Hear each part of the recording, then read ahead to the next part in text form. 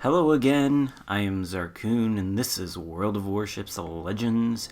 Today, got a capture the base mode game on the map Two Brothers. Bit of an older replay that I've been holding on to for a little while now. It is in the Jean Bart, now my absolute favorite Tier 7 battleship in the game. And keep in mind, I have them all, besides the Vanguard. This is my favorite.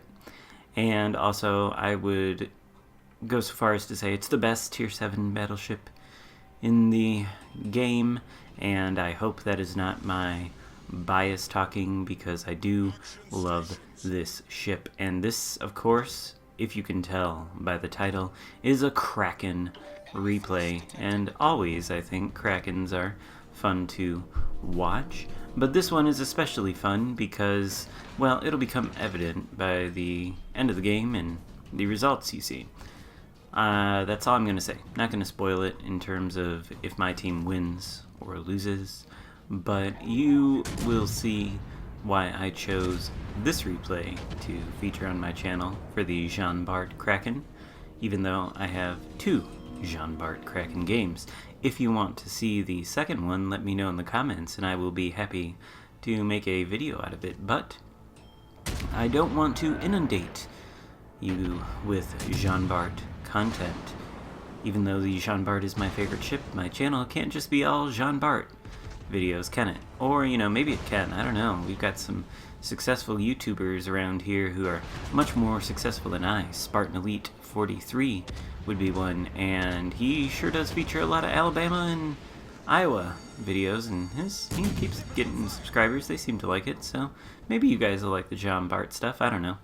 Anyway, you know, we're on Two Brothers here. We're the left flank, taking shots at that Indianapolis, rather rare ship. You don't see a whole lot of those, but our shots are pretty ineffective. We've only scored 6,300 damage, and we have got a Dunkirk out there, broadside. Now you'll notice in this game I am still running Xarkun.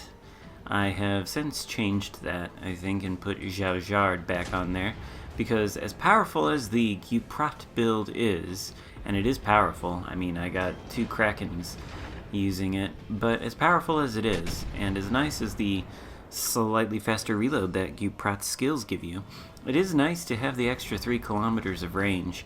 You see there are about 4 enemy ships directly in front of us. One is in my firing range, and he is quickly moving out of it. The other 3 are not. If I were running Xarkun right now, in this game, instead of, if I were running Xarkun in this game right now instead of Xarkun, all of these ships would be in my range, and I would have no problem, you know, shooting at them. But, you know, can't change the facts of the replay, and this is a pretty good replay. Even though we are still sitting on 6,300 damage, I promise we are only just getting started. This Leon, he looks like he's gonna back out from behind this island and ask to be citadeled, so I'm thinking about obliging him. But then I see the Indianapolis has finally given me an opportunity to get a devastating shot out on him, and the shots are out, and wow, look at that, 2 citadels and he disappears. So just like that, 6,300 damage has turned into 2,800 damage, and we get the first blood medal and a devastating strike medal in the process. And here's a little hint about why I picked this replay. That is because we have, you know, we've gotten 2 medals now. Very nice. First blood, devastating strike. We're going to get a lot more medals, and we're going to get more medals than just the single Kraken Unleashed medal that we are going to get. But the way that we get them is going to be, it's going to end up being a little ugly. Now, we did take some shots at that Tirpitz there, you see. We did knock out one of his guns temporarily. Perhaps he's burned his damage control. I don't know. Looks like he has. I think it was the front gun, and that seems to be operational. So, taking some more shots off, you know, at him. He's an angled Tirpitz, so it does make him a little bit more difficult to damage. The Tirpitz's armor is quite robust, but the superstructure isn't necessarily. So, It's okay. Some nice armor-piercing hits. Not too much more can be expected to, get on a Tirpitz. We have a friendly Jean Bart next to us, though. He's also taking shots at the Tirpitz.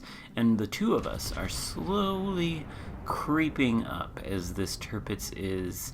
It looks like he's reversing, actually. He is reversing, and he's turning his ship a little bit the other way. I'm not sure why, but it doesn't really matter. We've got more shots heading his way. They do hit him, but they don't do a whole lot of damage. And we have a broadside Dunkirk out there that we cannot hit because of our Guprat build. That's alright, though. We've got a Leon who is well within range. He is showing an awful lot of side. He gets punished for it by the friendly Jean Bart and the friendly Alabama, but of course our shots are not aimed as well as they could be, so all of them miss. And now we have, look at this, a friendly destroyer moving in to take on a Baltimore. Perhaps not the best move to make. The Baltimore is a radar cruiser. It could spot the friendly destroyer and do quite a bit of damage to him with its high explosive. Baltimore is kind of peeking out from behind the island. I don't necessarily want him to come any further, though, because the Baltimore does have great AP, and should he pop out from behind that island, he will have access to pretty much a flat broadside from me. And it can't be underestimated how much damage the Baltimore's AP is capable of doing to broadside battleships. Especially the Jean Bart, whose best armor is concentrated, I think, in the front of the ship. Shots out on that broadside Dunkirk, get a nice little touch on him, but it could have been a whole lot better. So pop the reload booster, want to finish him off here. That dispersion looks nasty, and it probably would have been if our teammates hadn't finished him off first. So a bit of a wasted reload booster there, but, that's alright. Leon is sailing away, he is disengaging. I'm going to give him a little parting shot, see what it does. Not much.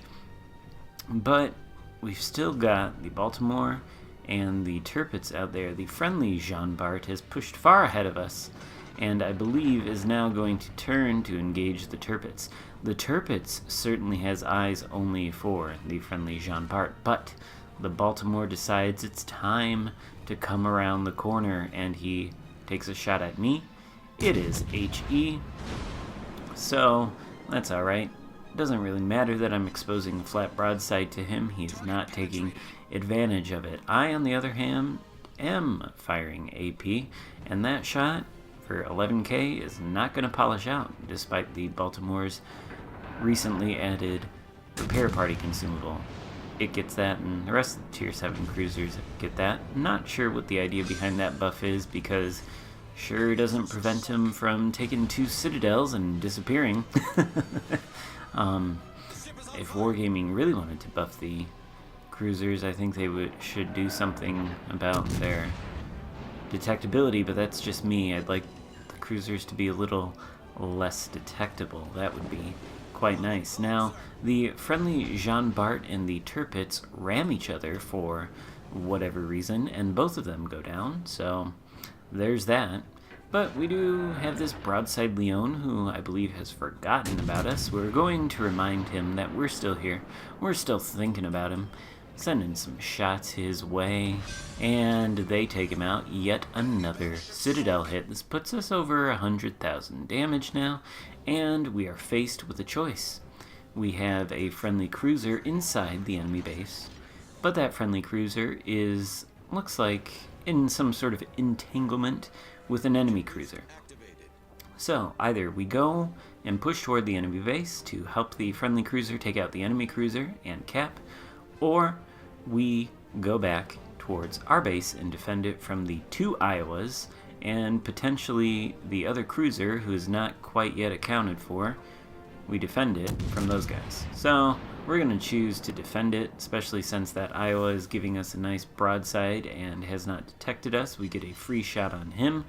Unfortunately, we are not able to capitalize on the Iowa's broadside position. And the Iowa is now aware of our presence, so he is going to begin to turn in. Doesn't look like his guns are quite aimed at us yet, but soon enough they will be. The Iowa, however, is capping, or perhaps he is not, because we do hit him there. We don't really reset the capture progress. So what could... well, no, he is capping. He must have gotten reset before we hit him.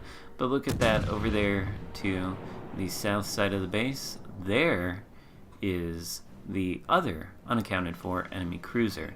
Looks like our cruiser is still capping the enemy base, so seems like coming back here to defend was the correct move. And we do have an Alabama and a destroyer helping us. But then the friendly cruiser in the enemy base goes down. And it looks like he took the enemy cruiser with him, because that enemy cruiser is gone. So now it's 3 versus 3 in our base. It all comes down to this. I do take a shot at that other Iowa, and I reset his capture progress.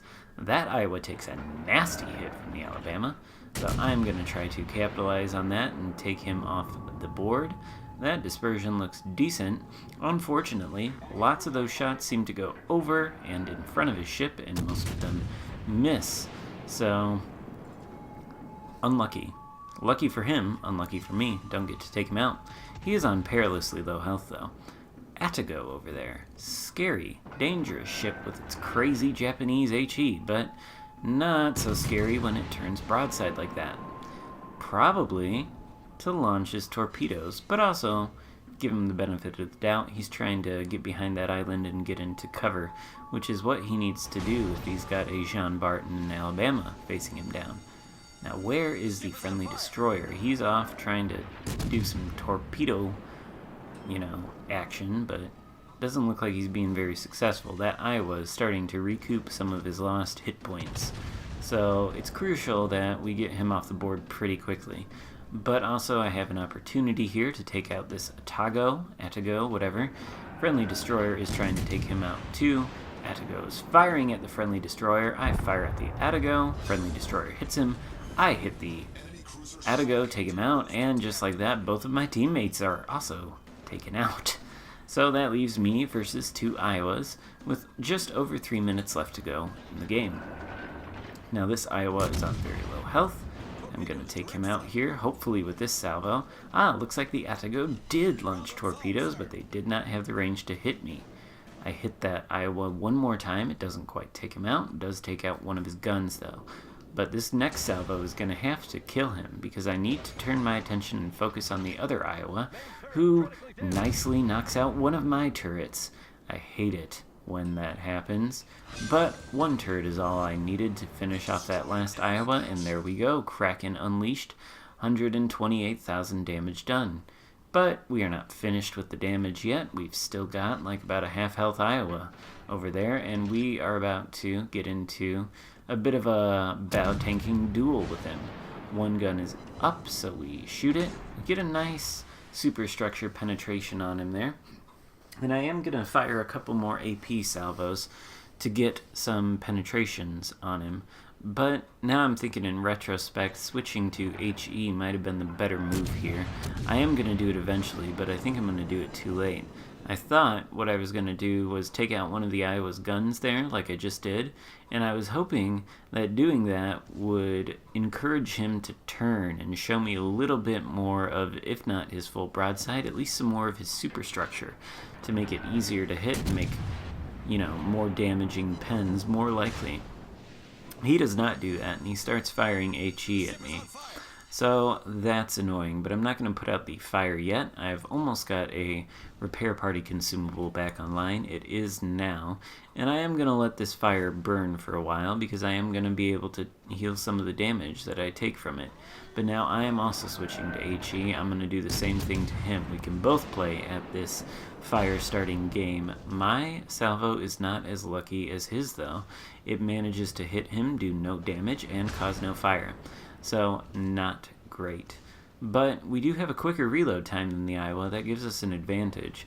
My guns are reloading every 19 seconds. I believe the Iowas reload every 30 seconds. So he can fire one shot, and I can get 2 shots off in the time he's taking to reload. So I've got the advantage there, especially if I'm shooting HE. More chances to cause fire. But we have under a minute left now, so we got to take this guy out quickly. We do nab the Confederate medal, so that's nice, and that salvo does get 3,000 damage off of him, so that's pretty good. He is whittling away, but time is running out. It is a race against the clock now. I am confident that I can kill this guy, but I need a little more time. Or do I? Let's see. See what this salvo does. Takes him down a little bit more, and it looks like we are going to have the opportunity to only get one more salvo off at him, and this one is going to have to kill him. I wonder if it should have been AP, because here we go with 7 seconds left, taking the last shot, and this has got to do it or we lose. And unfortunately, it does not. The game ends in defeat. But take a look at all of these medals right here, okay? We got Fireproof, Confederate, First Blood, Dreadnought, 2 Devastating Strikes, the High Caliber, and of course the Kraken Unleashed. Wow, imagine if that would have been a victory. But take a look here at the scoreboard. We are still number 1 on our team, and look at all the medals next to our name. Alright, well, hopefully you liked the video. If you did, hit the thumbs up button, leave a comment, and consider subscribing. Got a lot of World of Warships content coming all the time. Thank you for watching, and I will see you next time.